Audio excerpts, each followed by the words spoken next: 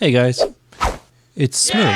As you may know, it's October, the spookiest month of them all. In honor of October, Halloween, Courage the Cowardly Dog, and all things spooky, I wanted to do a video on a horror movie today. There's only one problem though. I don't find horror movies or games scary at all. Really, this wouldn't be a problem, except I have a hard time deciding when something is and isn't horror. It makes it really difficult to tell what's supposed to be scary and what isn't. For the purposes of determining whether or not this movie's horror, I deferred to the experts over at Netflix. Don't Kill Me is an Italian movie, also called Non Mi Uccidere. I don't know if that's right. Probably not. I'm sorry. I didn't realize it was an Italian movie until after I'd begun the movie. It actually took me way too long to figure it out. This movie and the subsequent video about the movie has references to drug use, sexual assault, regular assault, abuse, self-harm, death, and absolute creepy dudes. So if you're sensitive to any of that, maybe you want to sit this one out. I will try and put trigger warning timestamps up here or down here or somewhere. But yeah, just a heads up. Don't Kill Me starts off with a driving sequence in which this guy is trying to kill this girl by driving with his eyes closed, and she's like giving him directions, except he doesn't really follow her directions, and she has to desperately plead for him to get out of the lane that a tractor is coming towards them, for some reason carrying tires, before they get flattened.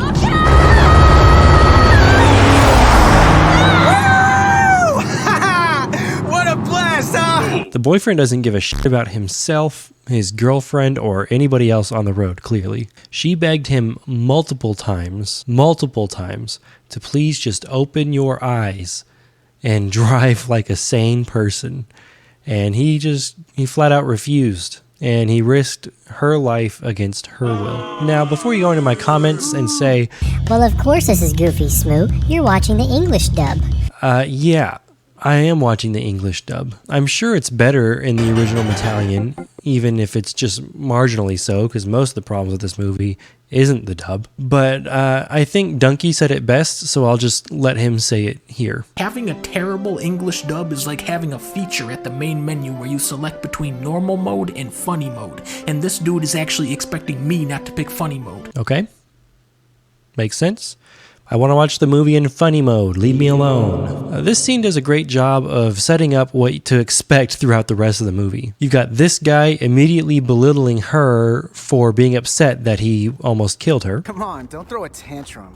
You've got this girl rightfully upset that he almost killed her, but she's only concerned about the one time. Every time that he was trying to kill her in that car ride before that, she's fine with. You've got a random, jarring introduction to the use of illicit drugs in this movie, and a very quick Pulp Fiction sequence, which I blurred to try not to get age restricted. And you've got a toxic, manipulative, narcissistic boyfriend and a girl who doesn't realize she's being manipulated and played around like a f***ing pawn. The similarities to Edward Cullen happen throughout this movie. I've watched this part in the English and Italian, and it's definitely more enjoyable in the English dub. Take a look. Don't you know when you've gotten too far? Joking around's one thing. You almost got killed. Someone sounds like their parents. Well, my dad and mom were right, I suppose. Perfect, then go live there again. You know, deep down I liked living with my parents. Hey, maybe I'd meet a boy they'd approve of. Hey, I hope you're enjoying the video so far. If you are, hit the like button, comment literally anything. Say hello, say great videos, tell me what you like about it, tell me what you don't like about it. Spam a bunch of emojis, I don't care. Commenting helps, and subscribe if you want to. Thanks. She agrees to take her impending release from this mortal coil ocularly, foregoing any impending necromancy. Okay. I think that works. On one condition. Just please, don't kill me. She said it. She said the thing. And of course, he promises that he's not going to kill her, right? You and I together, even time can't keep us apart. Nobody's able to separate us. In fact, I promise you, if this doesn't work out, I know we'll come back. Oh. In this scene, we're introduced to the parents of the main character, Piero and Amalia. Piero is angry reasonably, and says that her daughter would still be alive if it weren't for her boyfriend, which is absolutely true. Amalia, however, is like super understanding for some reason. She's upset that nobody came for the body of the guy who killed their daughter, and he wants her buried next to him. No one's coming for his body. I wouldn't come either if I knew him. Piero. He ripped our daughter away. She probably would have wanted to be buried alongside him. This part made me think, actually. We already know from earlier that her parents really don't like her boyfriend, and so we have to wonder, how many times has he tried to kill her? I mean, we've seen it a few times already in the beginning of this movie. Was it just like a frequent thing, like her dad just always caught him trying to kill her or something? Do they suspect foul play here? Why aren't they asking any questions? And now it's the moment we've all been waiting for. We all saw it coming, so let's just rip the Band-Aid off.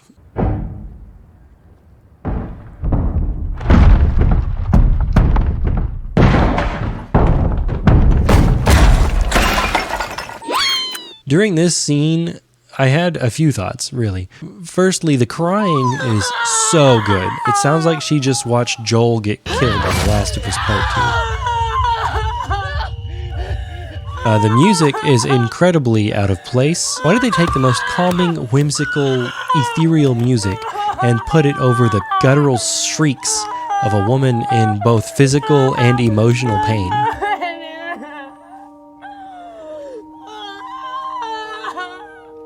Why is she more concerned about her boyfriend being dead than she is about herself having been dead? Like, her one request was, don't kill me. And he did. But she's more upset that he's dead. I don't know. I don't get it. Why is nobody working at this cemetery? There's an entire shift, at least in U.S. culture, called the graveyard shift. It means you work overnight. A graveyard. A cemetery is a graveyard, right? So why is there nobody working the graveyard shift at this graveyard? On her way out of the cemetery, the main character... I'm sorry. Can we talk about the fact that we don't know the main character's name yet? We're 10 minutes into an 86-minute movie, and we don't know the main character's name? Are these guys doing a Ralph Ellison here? Is she the Invisible Man? Because I don't think that comparison quite works in this situation. Anyway... On her way out of the cemetery, we get this scene where she sees a truck coming and then menacing music ensues.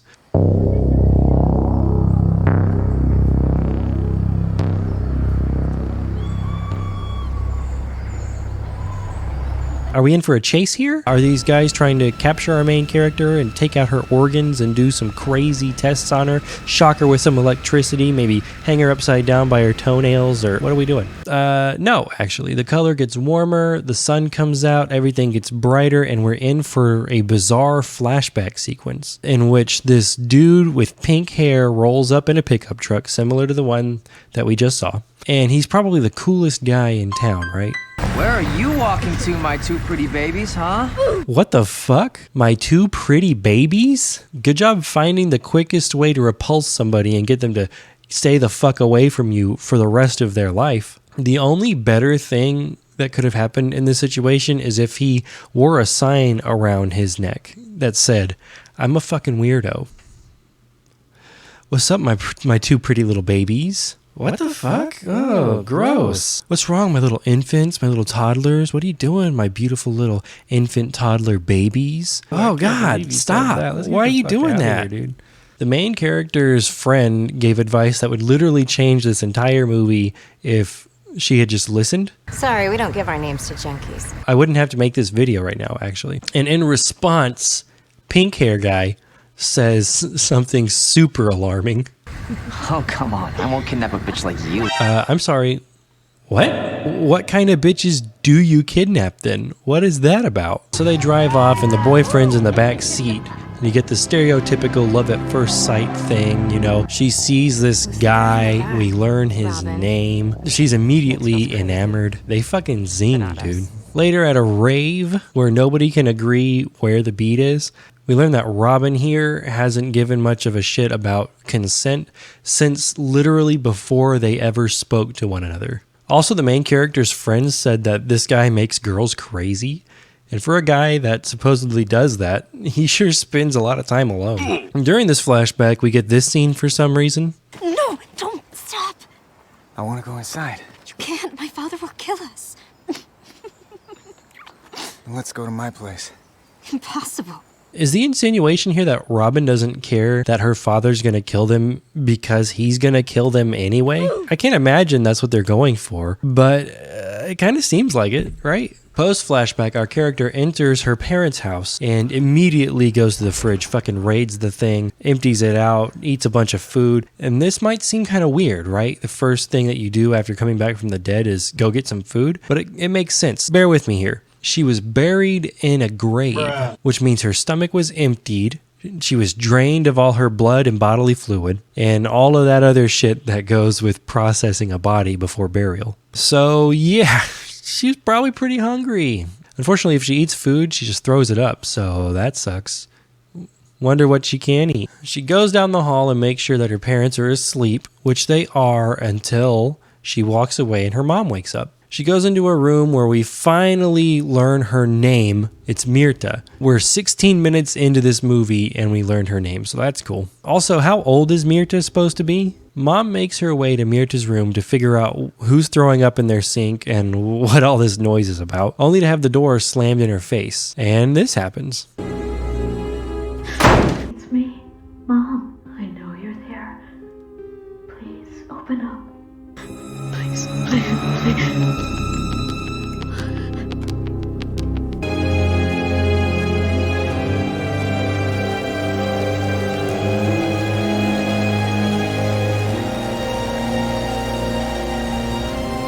Now listen, I'm honestly not sure how I'd react in this situation, God forbid. But if I were in this situation and I hear noise coming from my child's room, which I know is supposed to be empty, I'd like to think that my first thought's going to be home invaders and not ghosts, vampires, and zombies. Also, the mom is way too calm during this situation. I feel like she should be scared to death. I mean, you identified the body of your child, had her funeral, and buried her next to her boyfriend. Yeah, she'll be by later for a visit. That's pretty cool. As Mirta makes her way out of the house and starts venturing through the woods, an armed search party piles out of a truck behind her and tries to get her to come out of hiding by saying the least convincing thing possible. Where are you, Mirta? I don't want to hurt you. I didn't notice this when I originally watched the movie. I'm pretty sure this is the truck that we saw before the flashback earlier. I think they originally wanted to have that scene with the flashback after she visited the house, but they decided that there wasn't enough exposition, so they moved the flashback scene in front of when she visits the house. But by the time you get to this scene 10 minutes later, so much shit has happened in between. The search party seems completely random and out of place. I literally wrote down what's the deal with this search party while I was watching this movie. Anyway, she eludes her so-called protectors. I don't want to hurt you. And goes back to Robin's grave, where she finds a note written in spooky cloth.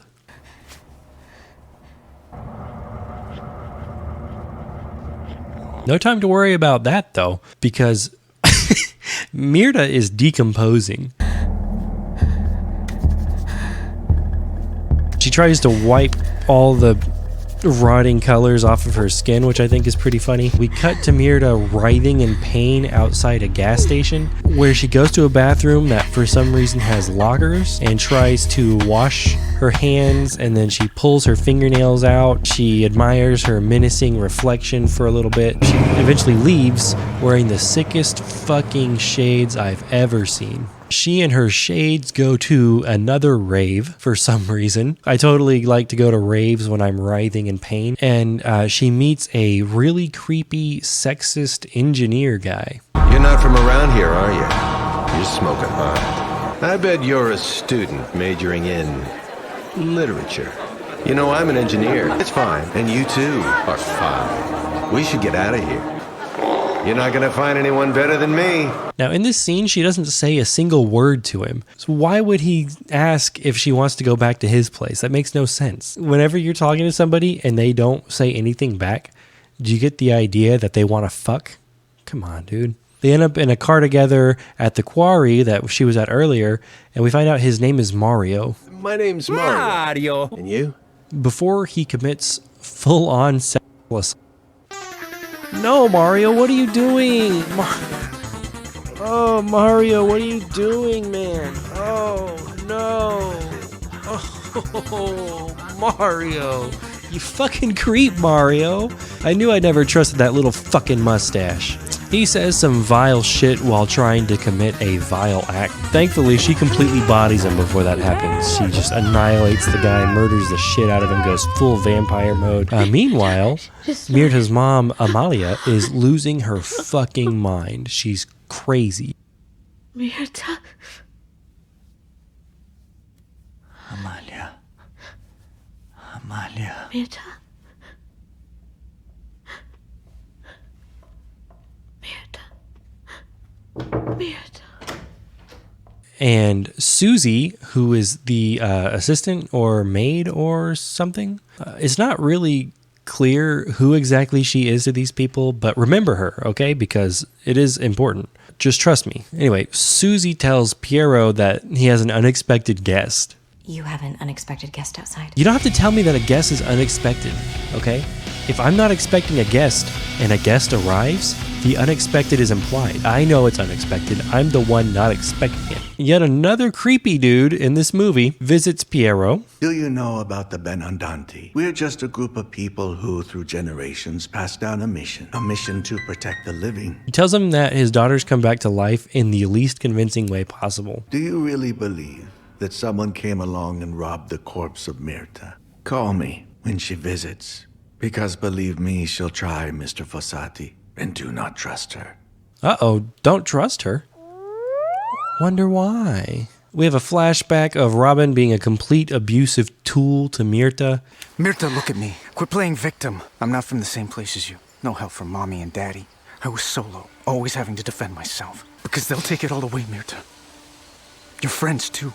The next morning, Myrta goes back to the gas station, which for some reason has a bar. And I've never really seen a gas station with a bar before, but I've also never been to Italy, so I don't know if that's normal or not. If there's any Italians watching this, do your gas stations frequently have bars? Because that's pretty fucking cool, dude. She walks in, and we've got that classic movie trope of the murder she committed last night is on the news this morning. Breaking news. Police have found the body of a man who appears to have been brutally murdered. He was found inside his car at the so-called Luna Quarry. His name is Mario Cerruti, 40 years old, married. More on this from our on-site reporter. Moon Quarry. Now another violent crime. And we've got this vest guy who is on his phone. You can see him on his phone staring to the right, just staring intently. It cuts to her, and I guess off screen, he reached behind him and put his phone down behind him. Right? Then he turns again and stares the opposite direction from his phone and is sipping his coffee. And that way, if he stares hard enough this way, she can come up behind him and just steal the phone. Which she does. Also, look, her hands aren't black anymore. This movie has a way of overplaying things that should be subtle details while being super subtle about important plot points, like this one. I feel like most people wouldn't notice that her hands aren't black anymore, which kind of insinuates that after eating that dude last night, she feels a lot better. And they don't elaborate on that at all until later when they just spell it out in the dialogue for you. And you eat people, right? Yeah, my body begins to decompose. It hurts real bad. Myrta calls her dad on the stolen phone, and then she can't bring herself to say anything. She goes to an apartment that later is revealed to be hers, but as she enters, a bald dude that Myrta somehow didn't notice chilling at the end of the hallway makes a phone call. Myrta quickly changes clothes and takes a nap on a couch that has some of the coolest pillows I've ever seen. And the editors let us know in no subtle fashion that Myrta and Robin, they fucked a lot on this couch. They fucked over and over and over again. So much fucking on this couch. At least there's a cool cover of 10cc's I'm Not in Love during this sex montage that lasts way too long. Suddenly the door swings open. Myrta jumps up off the couch to see who's there, and it's her dad and nice. Susie. And they're making out. You're telling me that this dude, Piero, is fucking around on his wife who is going insane in his dead daughter's apartment. That's a super shitty thing to do. But can we talk about how dripped out this apartment is? Can an apartment be dripped out? I don't really care, honestly. Get mad if you want. Decorations are like clothes for your living space. And this apartment is dripped the fuck out, dude. This place is actually soaking wet. It's fucking soggy. Susie is a super important character with a long developing story arc. After she drops her little truth bomb on Piero here, I'm not saying she had it coming, but I'm not surprised either. she goes into the other room, she does some dishes, and oh shit, never mind. She had like 40 seconds of screen time. Can we talk about horror? Can we talk about how horrendous this has got to be? You walk into the living room of your dead daughter's apartment to check on your mistress that you brought there for some fucking reason. And there's your daughter slurping up your mistress's blood like a cat that hasn't eaten in days. She's like Squidward in the Krabby Patty vault over there. So when she's done sipping on Susie, she turns a ravenous gaze to Daddy-O. But then a dude waltzes in and kneecaps her a couple times. I'm not sure how much I can show of this scene, but I'll try and censor it as much as I can and get the point across while also not getting age restricted. While Myrta's on the ground, Agent 47 comes in and he just fucking caps her dad. And he falls to the ground and she has to stare at him in a way that really reminds me of The Last of Us Part 2. While Myrta's on the ground, Agent 47 plays with his taser too much, gives her way too much time to get out from under his friend's boot. She shoves him into the wall and hides behind the couch, which he decides needs more ventilation. Dives out the window and crawls to a badass motorcycle chick while getting shot the whole time. I don't know how these shots are possible, but okay. So here we are, we're over halfway into the movie and we get an exposition dump, which is never elaborated on because there's no time. Hey, relax. I'm a surgeon. They call themselves the Benandonti. It's a sect, hunting us since the 17th century. At first they went after witches, or who they thought were witches. Now they're just mostly after us. They're organized. They have means, money, and manpower. They can move freely and disappear without a trace. They tell witnesses they're a government organization, but if someone sees too much of something, boom. So apparently these dudes protect the living by just straight up murdering them. A mission to protect the living. No! Protect the living. The living. This part of the movie has absolutely the funniest dialogue. Their number one mission is to wipe out the overdead. The overdead? Yeah, those that return from violent deaths. You, Myrta, and also me. You too? Are there others? You thought you were the only one? I don't know if you realized it yet, but we're the bad guys now. The surgeon explains that she only kills shitty dudes who are assaulting people. That's why I go around liberating humanity of these shitty pests. And then she decides to teach a class to Myrta about how to eat people. It's important to impair and not kill them too quickly. I imagine you're familiar with the tastier parts of the body.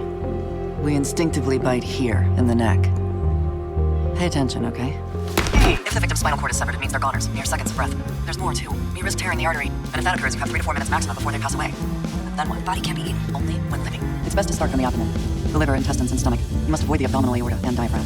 You'll be alive for a bit, and you'll have all the time you need to feel your stomach. This part literally made me laugh out loud by myself on the couch. So I'm just going to show it to you unedited. I'm just going to let it play out. If you stick to this method, one person can provide a meal for several overdead. That's amazing. Bon appetit.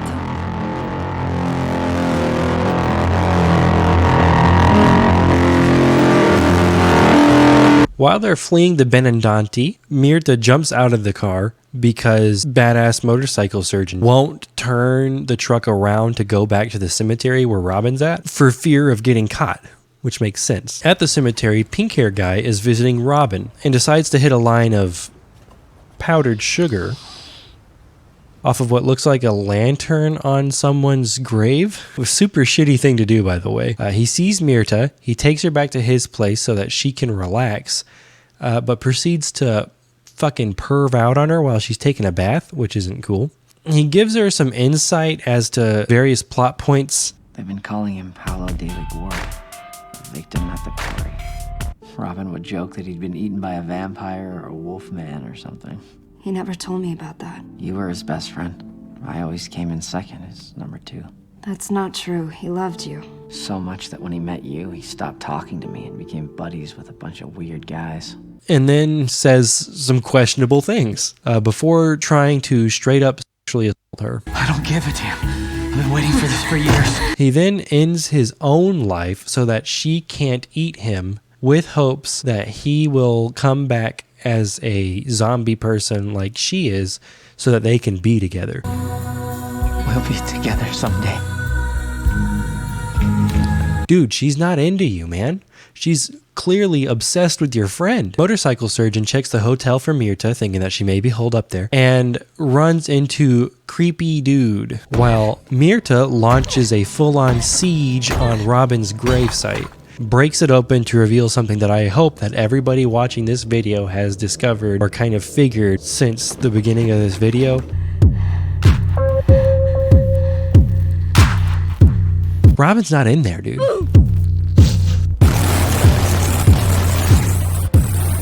Uh-oh. If you thought this movie was goofy up until now, strap in because we're about to kick it into turbo mode. Mirta wakes up chained up in the dirtiest hotel room on the planet, and creepy Benandati guy is sitting there waiting for her to wake up. And he explains the process of what it would take for her to die permanently, but he's like super creepy while he does it.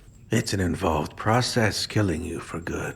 Primarily, we apply force to stop you from eating until you eventually rot away. The geniuses behind this movie decide to foreshadow that they have a zombie guy on their team literally seconds before revealing that it's Robin. You are so very powerful, a very powerful creature. But now your power means nothing. Another overdead has joined us as an ally.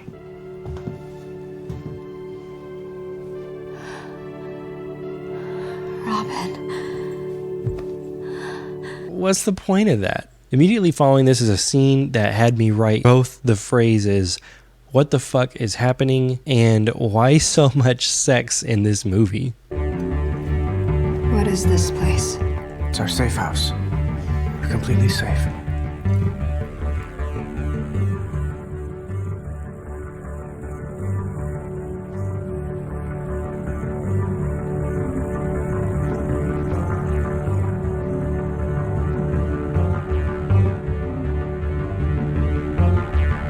After another sex scene that is both unnecessary and too long, Robin explains why he joined the Benandati. Mirta comes to the conclusion that we all had at the beginning of the movie. What happened to your friend Paolo? He was eaten by an overdead. I was there. I saw it, but I couldn't save him. The Benandanti gave me a new purpose, to get revenge on the monsters who ruined my life. Unfortunately, I met you along the way. There was no imaginable way to live my life without you. You were the most beautiful thing that had ever happened to me. You're my killer? Are you fucking kidding me? This man has literally tried to murder you over and over again. He gave a speech about how he knows you'll come back if you die before giving you a lethal dose of he pressured you into taking.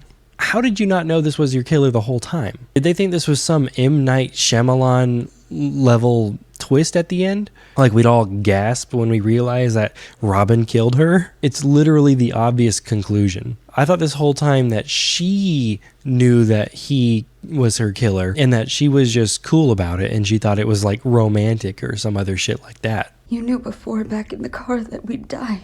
Yes, but I knew we'd be back. Powerful too. And permanently. So my thoughts didn't count. What does it matter? Now listen, I don't want to sound like I'm victim blaming or downplaying the importance of consent in all forms. On the contrary, I'm confused as to why it wasn't a problem earlier. Since the day they met, he's been throwing her consent to the wind. I mean, good job standing up for yourself. That's always great. I just kind of wish she would have done it before he murdered her. After this exchange, Myrta is obviously and rightfully feeling distraught and betrayed, and she decides it's time to go. On the way out of this building, which by the way is extremely dilapidated for a shadow organization that apparently has tons of money flowing through it, she hears Motorcycle Surgeon crying out. I legitimately want your opinion. Is this man tasing her crotch? What an unnecessary detail. Gross. What the fuck, dude? He just keeps doing it. Why did they make this actor deal with this guy even pretending to do that? Holy fuck, dude. Sometimes it looks like he's actually hitting the hip, but that's also a very weird place to like tase somebody. I also like that he's hitting an imaginary button on this little fork pole. This is the moment when Myrta becomes a certified badass. She takes out creepy guy. Boo. And she frees Motorcycle Surgeon with my favorite line in the movie. Let's eat. She helps her hobble down a hallway where a bunch of goons come and knock them to the ground, of course. Agent 47 comes up and he tests out his taser a few times, giving ample opportunity for Myrta to get up and absolutely wreck them in a sequence that feels like the Walmart brand Old Boy Hall fight. The more observant viewers may be wondering, didn't that first guy knock her out with the butt of a rifle? Where did that go? And to that I say, hey, shut the fuck up.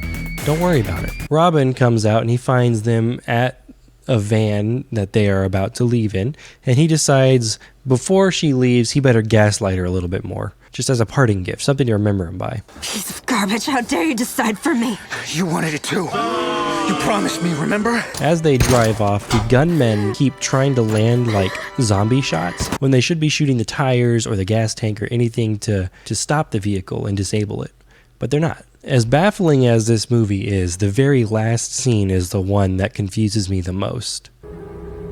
You will learn to understand who you have become, and you'll be surprised. You'll have to master the art of hiding and carefully pick your victims.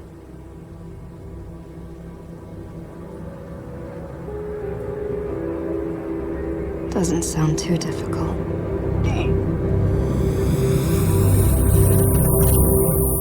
I'm sorry. What? What is this conversation?